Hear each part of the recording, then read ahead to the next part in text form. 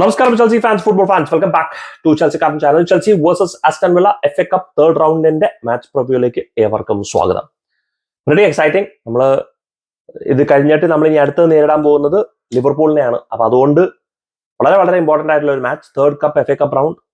ഇത് ക്രോസ് ചെയ്ത് കഴിഞ്ഞ് കഴിഞ്ഞാൽ ഗുണം എന്താണെന്ന് ചോദിച്ചു കഴിഞ്ഞാൽ നമ്മൾ ഓൾറെഡി ഒരു ഡൊമസ്റ്റിക് കപ്പ് ഫൈനലിൽ എത്തിക്കഴിഞ്ഞു. അതും ലിവർപൂളായിട്ട് തന്നെയാണ്. നമ്മളിതിപ്പോൾ ലിവർപൂളായിട്ട് ഡൊമസ്റ്റിക് കപ്പ് ഫൈനലിൽ കളിക്കാൻ കുറെ നാളുകളായി. All matches are entertaining, goals ഇല്ല എന്നുള്ളതേ ഉള്ളൂ.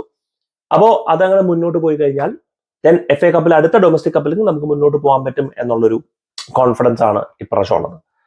ഗുഡ് ന്യൂസ്, ഒരുപാട് നാളുകൾക്ക് ശേഷം വേണമെന്നുണ്ടെങ്കിൽ നമുക്ക് പറയാം, both Nkunku and Malo Gusto are in the reconditioning phase. അപ്പൊ ടീം ട്രെയിനിങ്ങിലുണ്ട്. So they should be available. Maybe സ്ക്വാഡിൽ വരെ ഉണ്ടാവാം എന്നുള്ളൊരു സാധ്യത കാണുന്നു. May not be, will have to wait and watch. പിന്നെ ബെൻ ചിൽവെലിനെ ഒരു പക്ഷെ സ്റ്റാർട്ട് ചെയ്യാനുള്ള ഒരു ചാൻസ് കുറവായിരിക്കും. കാരണം എന്താണെന്ന് വെച്ച് കഴിഞ്ഞാൽ പുള്ളിക്കാരൻ ഇഞ്ചുറിയിൽ നിന്ന് തിരിച്ചു വന്നതാണ്. അപ്പോൾ 2-3 കളികളും അടുപ്പിച്ച് സ്റ്റാർട്ട് ചെയ്യിപ്പിക്കുക എന്ന് പറഞ്ഞു കഴിഞ്ഞാൽ സ്വാഭാവികമായിട്ടും അത് വീണ്ടും ഇഞ്ചുറിയിലേക്ക് തിരിച്ചു കൊണ്ടുപോകാനുള്ള ഒരു ഇതായിരിക്കും. ഇവിടെയാണ് എനിക്ക് പോച്ചറ്റിനോട് ചെറിയൊരു വിമർശനം. എന്താണെന്ന് വെച്ച് കഴിഞ്ഞാൽ നമ്മൾ ഫസ്റ്റ് ഹാഫിൽ 4 ഗോൾ അടിച്ചതിന് ശേഷം 45 മിനിറ്റ് കഴിഞ്ഞിട്ട് ബെൻ ചിൽവെലിനെ ശരിക്കും പറഞ്ഞാൽ സബ്സ്റ്റിറ്റ്യൂട്ട് ചെയ്യാമായിരുന്നു. പക്ഷെ അത് ചെയ്തില്ല. പോട്ടെ, അതെന്തും ആയിക്കോട്ടെ. അപ്പൊ ഇനി മേ ബി ആസ്റ്റൺ വില്ലയ്ക്കെതിരെ അല്ലെങ്കിൽ ഇന്നത്തെ മത്സരത്തിനെതിരെ, ഇന്നലെ എന്ന് പറഞ്ഞാൽ നാളെ വെളുപ്പിനെ മത്സരത്തിനെതിരെ നമ്മുടെ ബെൻ ചിൽവെലിനെ സ്റ്റാർട്ട് ചെയ്യാനുള്ളൊരു ചാൻസ് കുറവാണ്. ലിവർപൂളിനെതിരെ ഒരു പക്ഷേ സ്റ്റാർട്ട് ചെയ്യായിരിക്കും. അതാണ് ഒരു പോസിബിലിറ്റി. അല്ലെങ്കിൽ ബെൻ ചിൽവെലിനെ സ്റ്റാർട്ട് ചെയ്ത് കഴിഞ്ഞാൽ അടുത്ത കളിയിൽ ചിലപ്പോൾ സ്റ്റാർട്ട് ചെയ്യില്ല. Difference permutation and combination. അപ്പൊ ഒരു ബാക്ക് ഫോർ ബെൻ ചിൽവെൽ ഇല്ലാന്നുണ്ടെങ്കിൽ നമ്മൾ ദിസാസി. അപ്പൊ ഇനി റൈറ്റ് ബാക്ക് ആയിട്ട് ആര് കളിക്കും? കുക്രേ അവൈലബിൾ അല്ല. Badiashile is available. അപ്പോ Silva, Badiashile, Colwill, Disasi. And എനിക്ക് തോന്നുന്നു the big question is double pivotil സംശയമില്ല. ഐ തിങ്ക് എൻസോ കൈസഡോ എന്ന് പറഞ്ഞ ഡബിൾ പിവറ്റിൽ സംശയമില്ല. ലെഫ്റ്റ് വിംഗിൽ റഹീം സ്റ്റെർലിംഗ്, റൈറ്റ് വിംഗിൽ കോൾ പാൽമർ, സ്ട്രൈക്കറായിട്ട് ബ്രോയ, കാരണം വേറെ ആരും അവൈലബിൾ അല്ല. അപ്പൊ അതുകൊണ്ട് ഇവർ 3 പേരും. Question is who is that number 10 player and is it Conor Gallagher or is it Carney Chukwuemeka? എനിക്ക് തോന്നുന്നു കോണർ ഗാലഹർ സ്റ്റാർട്ട് ചെയ്തിട്ട് മേ ബി സെക്കൻഡ് ഹാഫിൽ കാർണെ ചുക്വമെക്ക കളിയുടെ ഗതി അനുസരിച്ചിട്ട് വരാനായിട്ടുള്ള ഒരു സാധ്യത ഞാൻ കാണുന്നു. മറിച്ചു ആവാം. പോച്ചറ്റിനോ ഒരിക്കലും കോണർ ഗാലഹറിനെ സബ്സ്റ്റിറ്റ്യൂട്ട് ചെയ്ത് അല്ലെങ്കിൽ സ്റ്റാർട്ട് ചെയ്യില്ല എന്നുള്ളത് നമ്മൾ പ്രതീക്ഷിച്ചില്ല.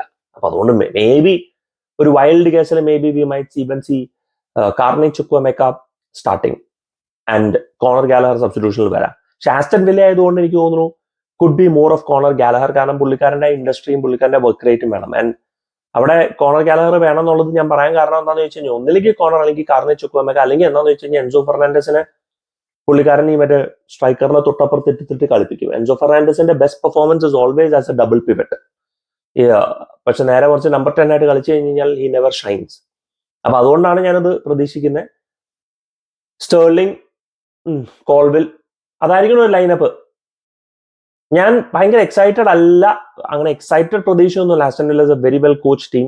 അപ്പൊ അതുകൊണ്ട് കുറച്ച് കൺസർവേറ്റീവ് ആയിട്ടും റിസർവ്ഡ് ആയിട്ടായിരിക്കും ഞാൻ ഈ ഗെയിം കാണാൻ പോകുന്നത്. Not be easy for us എന്നുള്ളതിൽ സംശയം വേണ്ട. But Stamford Bridge home game ആയതുകൊണ്ട് ഒരു possibility that we might go through എന്നുള്ളത് പറയാൻ പറ്റില്ല. ഞാൻ നേരത്തെ പറഞ്ഞതുപോലെ എല്ലാം എന്തും എങ്ങനെ നടക്കാന്നുള്ള രീതിയിൽ. പക്ഷെ ഹോപ്പ്ഫുള്ളി ഹോം ഗെയിം നമ്മുടെ ഈ കഴിഞ്ഞ കുറച്ച് മത്സരങ്ങളായിട്ട് നമ്മുടെ ഒരു ഫോം ഒക്കെ വെച്ച് നോക്കാൻ നേരത്ത് വൈ നോട്ട് ഒരു പ്രോഗ്രസ് ചെയ്യാനായിട്ടുള്ള ഒരു സാധ്യത നമ്മൾ കാണുന്നുണ്ട്.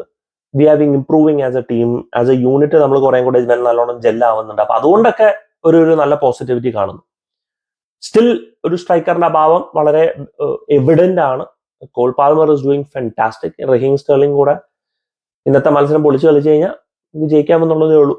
Let's say, do let me know guys your thoughts in the comment section. Thank you so much for watching. Signing off, SK from Chelsea Karan.